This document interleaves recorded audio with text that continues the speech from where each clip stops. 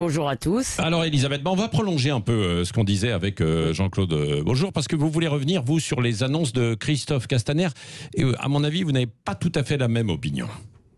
Non, pas la même que Laurent Mauduit d'ailleurs non plus. Oui, Alors, parce que n'étant pas, contrairement à la majorité de mes confrères, une spécialiste du maintien de l'ordre, je n'ai pas d'opinion sur l'abandon de la technique fâcheusement nommée de l'étranglement, car il me semble qu'elle ne visait pas à étrangler un suspect, mais à maîtriser un individu récalcitrant. Alors des policiers se demandent bien s'ils auront le choix entre le taser et le corps à corps. Il y a encore une troisième solution qui sera de laisser filer les suspects qui n'auront pas la habilité de se laisser gentiment interpeller. Oui, alors c'est ce que disent en fait certains policiers évidemment ce matin. Alors ça c'est bon, ça c'est pour les violences, mais il y a aussi ce qu'on a abordé tout à l'heure aussi, le racisme.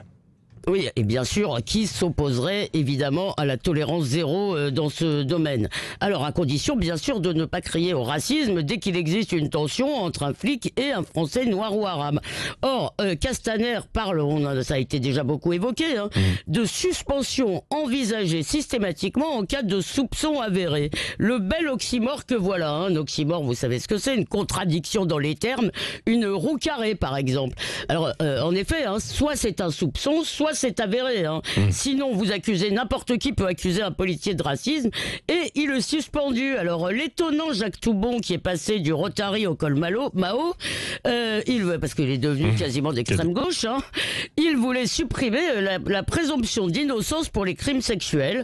Castaner fait un petit peu ou propose un petit peu la même chose pour la police. Bon, mais d'accord, mais il faut quand même agir. Qu'est-ce que vous proposez, vous, alors? Que faudrait-il faire? Sans doute, alors encore une fois, je ne suis pas une spécialiste, mais les solutions, par exemple, sont sans doute probablement du côté des caméras qui calmeront tout le monde.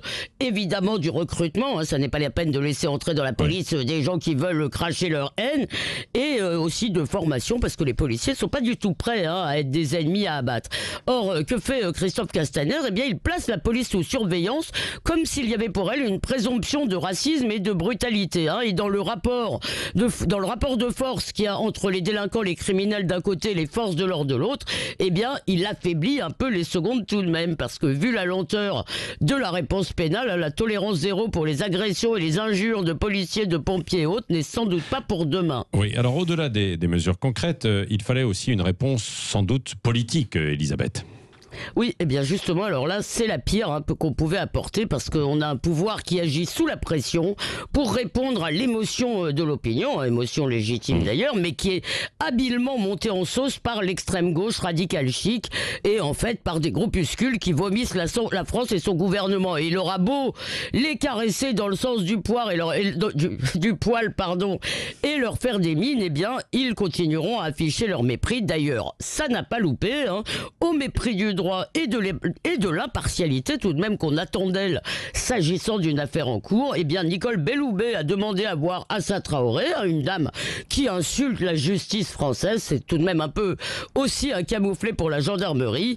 Et le pire, c'est que Assa Traoré l'a envoyé bouler. Alors, le spectacle de cette humiliation est tout de même très déplaisant et la soumission n'est pas une politique, cher Patrick. Oui, merci. Le regard libre d'Elisabeth Lévy et la famille Traoré, vous l'avez dit, qui a donc décliné cette invitation de la garde des Sceaux.